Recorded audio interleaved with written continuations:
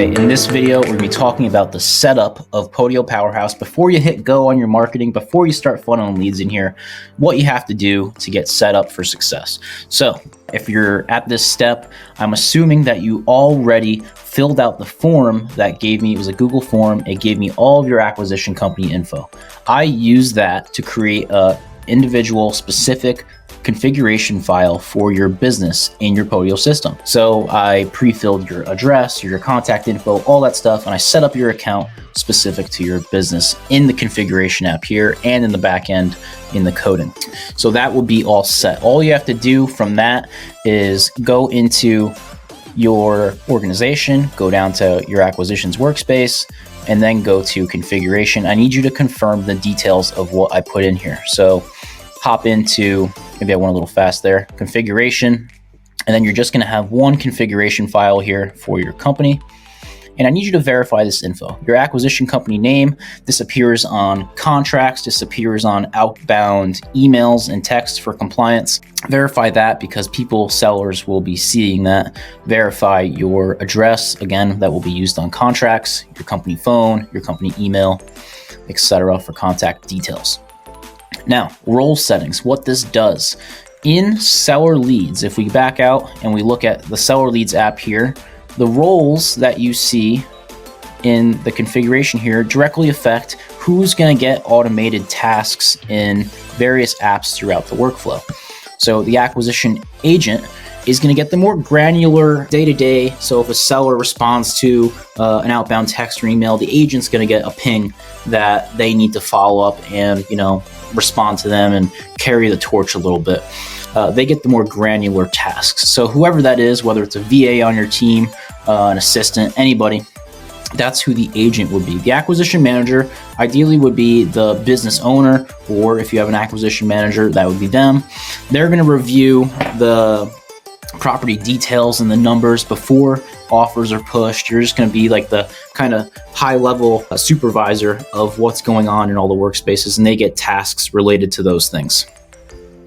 Marketing manager, they are going to be tasked with managing your campaigns in Podio here, entering budget details, and they will be the person assigned tasks related to your marketing. Once we get to the walkthrough side of things, once you have that inspection period window and you're walking through the house, the acquisition inspector that you place here is going to be the person that gets pinged to walk through the house and inspect it. Sometimes it'll be you, sometimes it'll be a third-party inspector, but you can add them in and it'll automatically task them to go walk through these houses when the time comes and you push the button.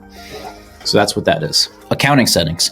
These are defaults for our area in the Midwest. They're great starting numbers for $100,000 to $300,000 houses. Some of you guys are in higher priced markets like California or the East Coast or Florida, etc. So you may have to tweak these depending on what makes sense in your individual business. But let's go through each of these and talk about them a little bit. If you click on them, you can see there is a little yellow pop-up box that kind of explains what it is. So what is your desired profit on deals for quick statistics? Quick statistics in a seller lead, once it comes in and you have the info filled in, quick statistics will populate with what you should offer on a house automatically.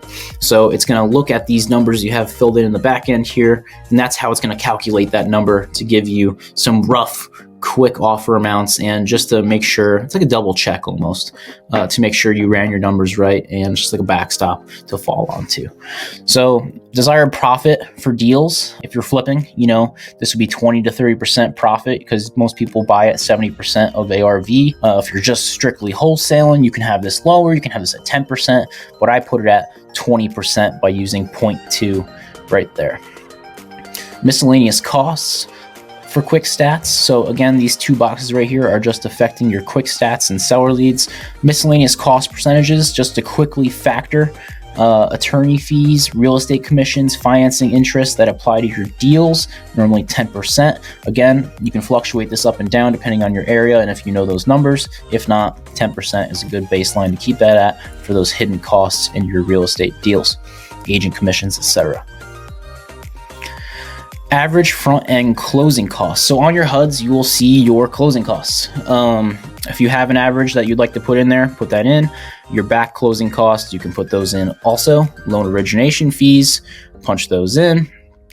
flat sales commissions. So if you have an acquisitions guy that every time you buy a house and close on it, you have to pay him a flat fee. That's how our acquisition system works. Every house we successfully close, we pay our acquisition guy $1,000. You can put that in here.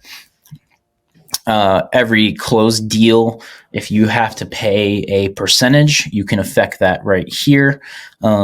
If you don't use one of these options, just put a 0 in there and that will blank out that in the calculations. So percentage and flat, both options there in your calculations. Average management overhead costs. So this is a per deal basis. If you're carrying a property for 45 to 75 days, estimate what your time is worth in the deal. Don't have to get super granular, but with our staff, we got 30 people involved in a deal. We average our overhead costs, employees, building, vehicles, blah, blah, blah. In one deal, we're going to spend $5,000 in overhead costs per deal. So you can punch in that number. It's probably going to be lower than $5,000 for you. If not, leave it alone. But anywhere, 2 to 3 to $5,000 is a good baseline to start with. Average 75-day holding cost for your average property. So if you're holding a property, how much does it cost to carry that mortgage, carry that interest, etc. for 75 days? 75 days should be like your average holding time for your extremities that go longer and your shorter ones that close faster. But 75 days, you always want to shoot for more than you expect on timelines. So what is your 75-day holding costs? 75-day insurance costs, 75-day maintenance, if you have any. This is normally a pretty low number. Average marketing cost per deal. Just figuring, quick stat, how much does it cost to get a deal under contract? As you start using Podio, your campaigns app will tell you this number exactly, but just a quick average, $50 is a good baseline to start with. Average material cost, this is for a quick rehab estimate. Average material cost per square foot, we vary from $3 to $7 per square foot. Our business is $3.73 per square foot for a renovation number. So I put 5 in there because some people get material for retail prices and stuff like that, but you can tweak this if you know that and have that in your budget estimates. Click send phone number. Disregard that. This is an old field that I will be deleting, so no need to look at that. Acquisition company logo. So again, going back to that walkthrough sheet app I talked about. When you're in that inspection period window and you're doing your walkthrough sheet, you're going to have a logo that's going to pop up on your documents you create. Because when you hit go on that, once you have all your numbers in the system, it's going to spit out a PDF document that you're going to hand to lenders and your private money guys and whoever's interested in your deal, etc. You can hand it to other wholesalers or your cash buyers like that. If you want your logo on there, you can fill this in. If you don't want your logo on there, X this out. The only thing I can say about this is your logo has to be pretty small. So go to a site called pickresize.com. You can see it down here. Upload your logo to pickresize.com and make it small. Make it so it's about 50 pixels high. There's some options on PickResize and it'll tell you exactly how many pixels your logo is. Make it 50 pixels high by however wide it is, and then it'll look good and formatted correctly on your PDF documents.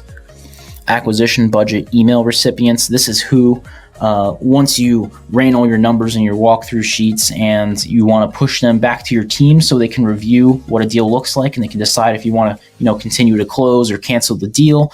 Anyone involved in that process of reviewing deals and making the final go ahead on them is added to this acquisition budget email recipients field.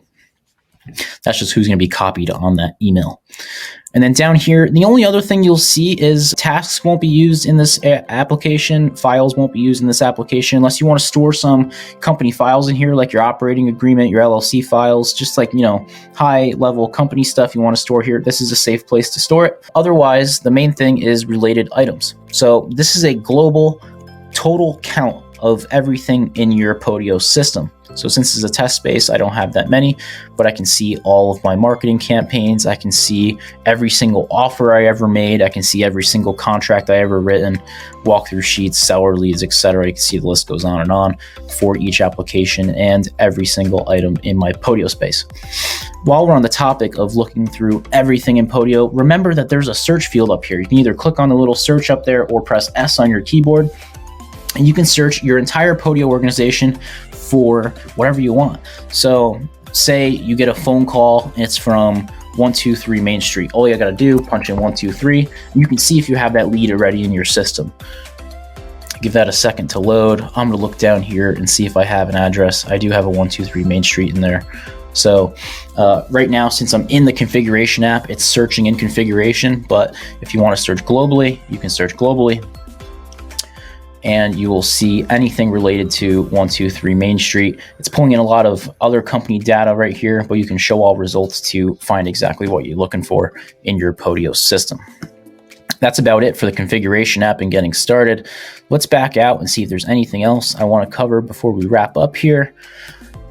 And besides that, for configuration, everything else should be good to go with Podio. I would have gave you an email that is going to walk you through creating a fake seller lead and pushing that through the workflow. So I'm going to touch on that in the next video here, and I'll see you in the next clip.